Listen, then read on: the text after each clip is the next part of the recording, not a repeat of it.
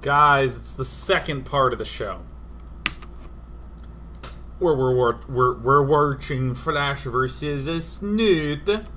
In part 1, we talked about the coolness of Game 1 and the various things that are big game changers without being massive composition changers. What looks like being somewhat similar is actually quite different, which is pretty cool. In this game, we're going to see Flash do a cute strategy and get punished for it. And allow me to make the following statement. If you do a really cool strategy that does really huge damage to your opponent early on, the most important solution you have to have an answer for, most important problem you have to have a solution for, is the counter all-in. So let's imagine you go into the dude's base, you kill off half his workers. Well, the important thing is that you should be able to stay alive if he boxes all his units and then waltzes to your base and frickin' kills you. You need to be able to do that, and Flash doesn't quite do that in this game. Let's see the sweet thing Flash does, and let's see how it goes wrong. Snoot's doing a very typical early expand. Flash is going to be doing a little drop right there. Cool strat, right? Right. We see that 1 Reaper, 2 Reapers getting built. We see continued mining on the refining. Boop. Doop. How many Adipa? 1 Adipa. Very typical Flash. Very, very typical. He moves in, he harasses. Does he get anything? Of course, he is Flash, is he not? So, already not that weird things going on. Flash gets 2 Marines first. This is a very common thing to do, to get 2, sometimes 4 Marines before Hellions, to make sure you can fill up a bunker. It's commonly done on maps that have a wide, same level entrance. Flash kills off as the overlord of Snute. Then we see Flash, he's going to follow up, he's going to go straight tanks, straight medevac, boom.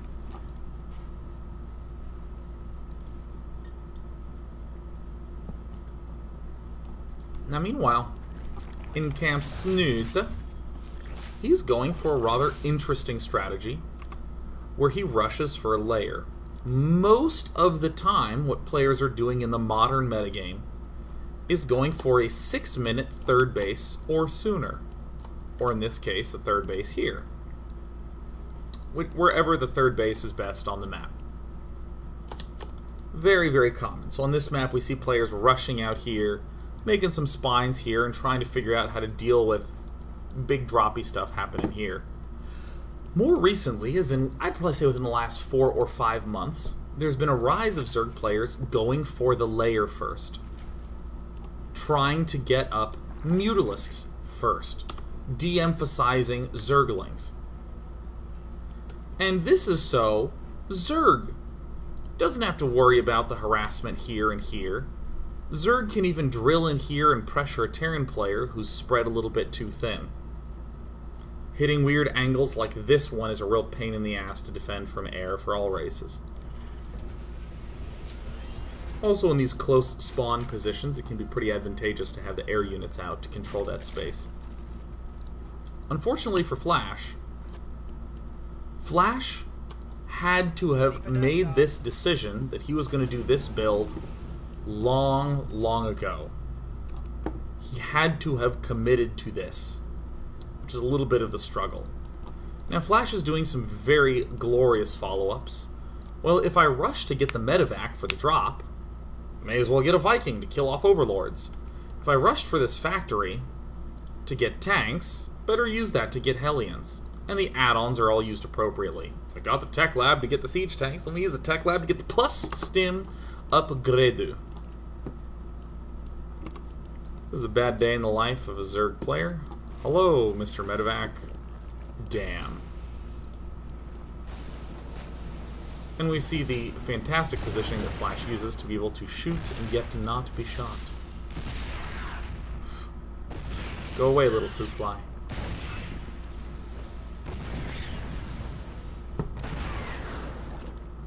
And I know many Terran players are thinking right now, haha, I found my new ladder build.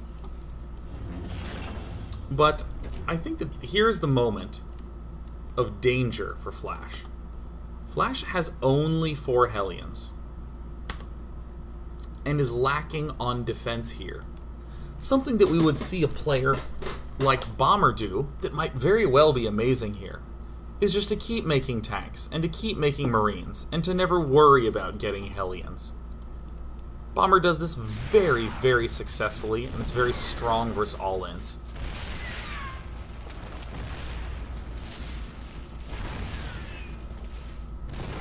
A brutal spot to be in for Snute. He is for sure lost. But we're seeing Flash treat this almost as though it is a standard containment. That it's a standard opening. Here's the third. Here's the barracks going down.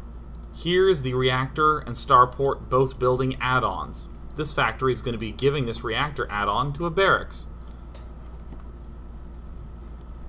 Nothing's really being built right now except Marines one at a time. And Snute does what I feel like most Zerg players who hit this strategy for the first time are going to do. Most Zerg players are going to freak out, build a bunch of stuff, and then go all in. I mean, if we look at the units lost tab, this is just looking worse and worse for Snute.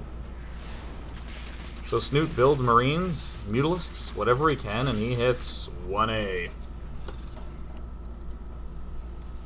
So I can understand Flash's wish to cut corners.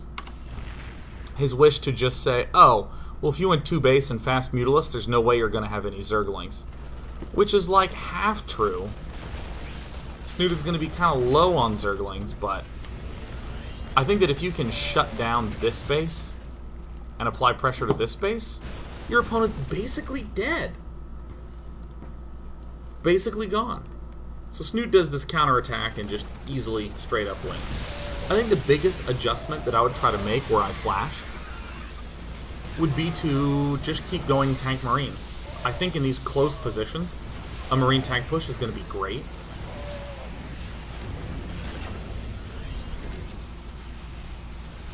Even if you think it sucks, you can just get the second tank and then ease up. Get a few more Marines and then ease up. Now, everything I've said might sound very convincing and might make you go, oh, well, of course. But the one thing that I think is more important than any of what I'm saying is how close this fight is. Snute's breaking in. Imagine if all these units died, all the Zerg units died.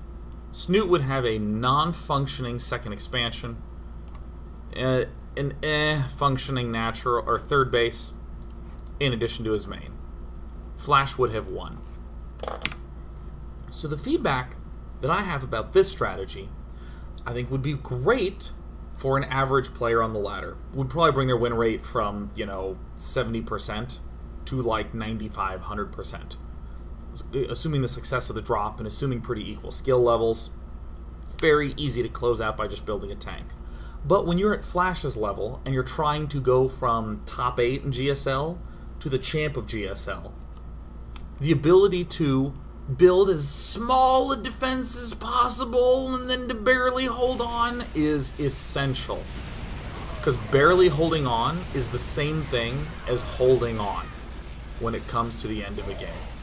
Flash barely loses this by the skin of his teeth, and I think just an extra single tank is a tiny adjustment to allow him to have as close to the same build as he had before, but being able to pull out a win in that spot instead. So tiny, so tiny. What I'm going to do is I'm going to go to Game 3 that was on King Sejong Station. It's a little cool. I might just accelerate this and do a 2.5 part daily, because I am just so dang tired. So tired.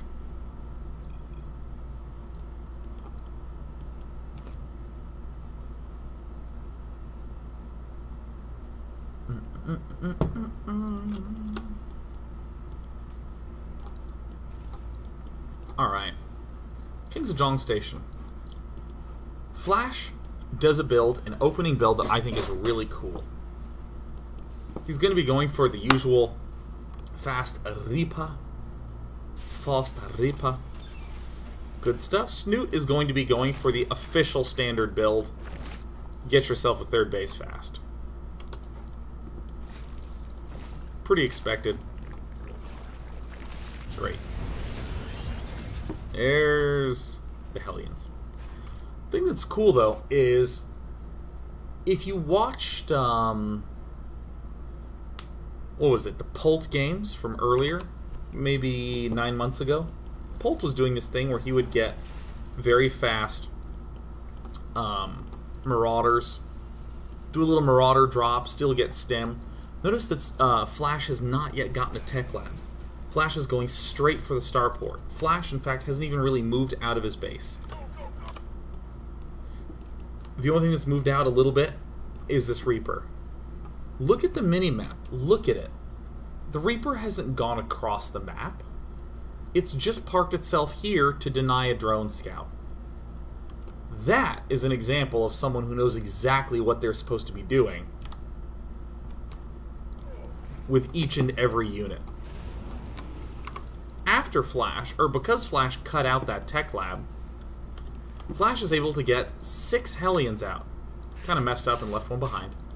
But he's able to get 6 Hellions out with a medevac full of dudes really, really fast. So here's Snute doing the usual defense at the front. Triple Evo, not going to cut it.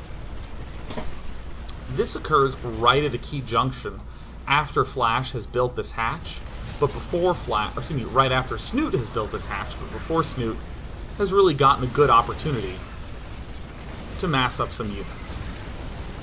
It's a very cutesy, very techie kind of push. Sacrifices a third command center to be able to get up all this nice stuff. So I think it's pretty clear what the edge gained is.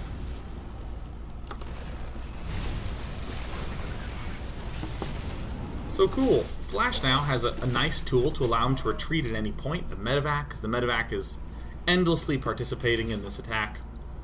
Command center goes down. Flash is just going to chill. Same thing that we talked about before. If you get a resource lead, just chill on your resource lead. You're going to be in great shape.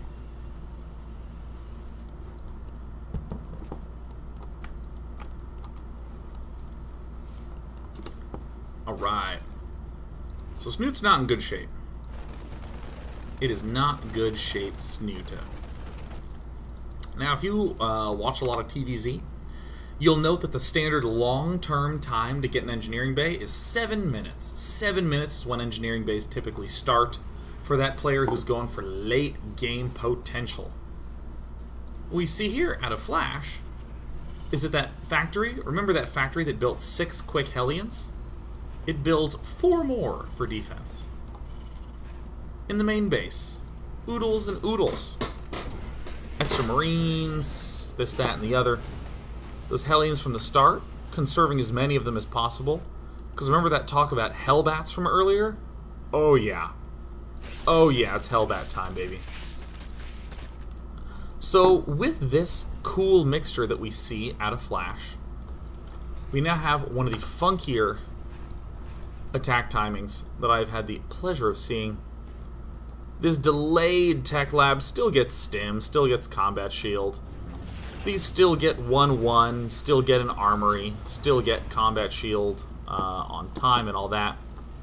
But we see Flash moving out at a time when I would normally be like, it could work. You have some Hellions, These Hellions are going to, as quickly as they can, once they're at the front, become the Hellbat. Joinkus boinkus. So that early attack leads very nicely into this follow-up attack. Now, if you have, again, watched a lot of Zerg vs. Terran, there's some important timings you'll note. For a Zerg player who is left alone, if a Zerg player gets fast 3 bases, then gets a layer, and follows it up with a spire, 11 to 12 minutes is about when those Mutalisks pop up. This attack strikes before that critical juncture. Flash did an early attack that did quite a bit of damage, no doubt delaying Mutalisks beyond 12 minutes, but this is cool that this attack is hitting right now. Because what's another thing to note that might be behind? Well, if the Mutalisks are behind, you know what else might be behind? Baneling speed. So here is this hatchery. It's getting turned into a layer, and it is almost done. Bam! It just finished. Oh, there's that attack that was coming. Yeah, Flash has 1-1. Right there, he's got Hellbats, and he's up against the slow Banelings and the no Mutalisks. Sure, little counterattacks are going to be very, very strong. Smart moves from Snute. Really like these moves, quite honestly. Come at a really nice time, and it's kind of funky, odd race-ish scenario. Getting Burrow as a sort of tide over. If you can get Burrow, it kind of replaces the need for speed Banelings. You can just get a really nice time to unburrow. I think that is a brilliant decision by Snute. I mean, Snute with these counterattacks to help himself buy time, so good. Why would Snute do that? Well, his mutas are going to be late, his Baneling speed's going to be late, so he can't rely on his own safety at home. He's got to bring a threat to Terran and delay Terran until Snute has his own set of safety. So I found this to be particularly amazing. Snute gets GG. So we've watched 2 of those. We're going to go ahead and quickly do a third one in part 2. This is map number 4. Ah yes, Nimbus. Ooh. This is a game that I think I would call more or less standard. But Flash is still going to do some cool things, so we don't have to spend too much time on it. Joinkus, doinkus, plus, plus, plus, plus, plus, plus, plus.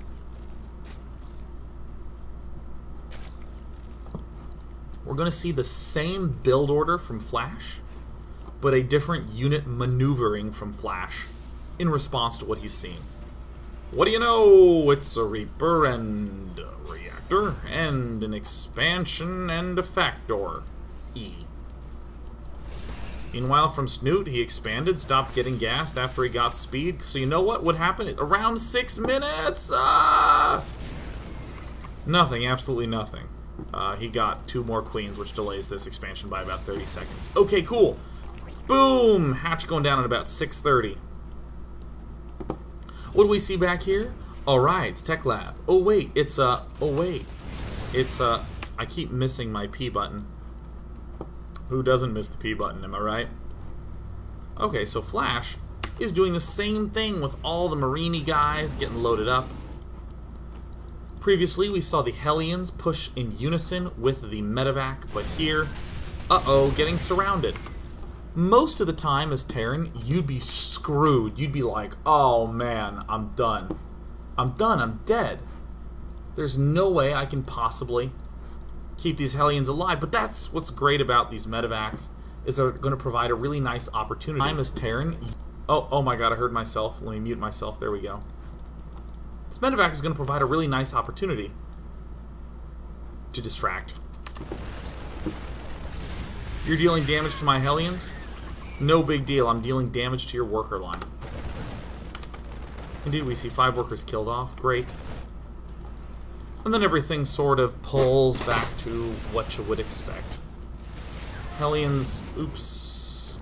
I missed it, but it's not that important. Hellions moved into the front and tried to do a little roast and damage. Pretty typical stuff at this point in time. Gonna speed it up, speeding it up, speeding it up. Snute's third's a little behind. Speeding it up, speeding it up, speeding it up. Continued harassment. I don't think there's anything too amazing happening right now, other than same timing push as before. Absolutely a possibility. 1 and 1 is done and done. A little bit of different troop movement. Waiting a little bit more patiently before moving out.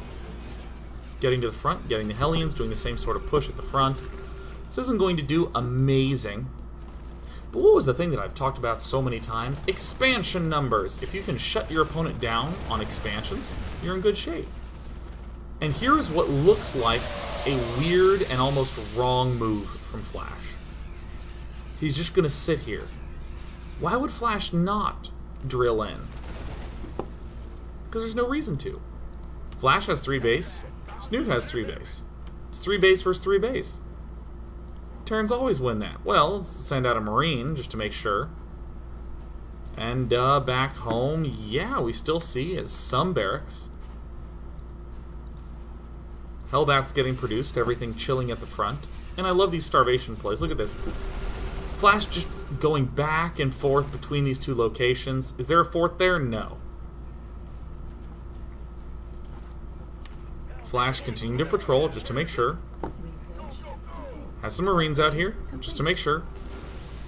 Waits. And why is Flash pushing here all of a sudden? Well, it's pretty straightforward. 2-2 just finished. You know, for as amazing a stuff as the pros do, at the basic level, they're utterly simple. It's the simplest thing ever. Flash is going to wait till he has 2-2. When did he move out the first time? Right when he had 1-1. So simple. There's nothing complicated about the basic idea. The little adjustments along the way, like how do you stay alive until you get 2-2? What attacks should you do? What are build order openings? How should you respond to change? Those are the hard questions, but the simple stuff? So simple. Beyond simple. Level, incredible simple. See, spotting this is significant, but Flash just waltzes right in and has the beefy Hellbats soak it all up. So we saw Snute getting himself the Swarm Host to permit counterattacking. Never really happened, never really got off the ground. Great.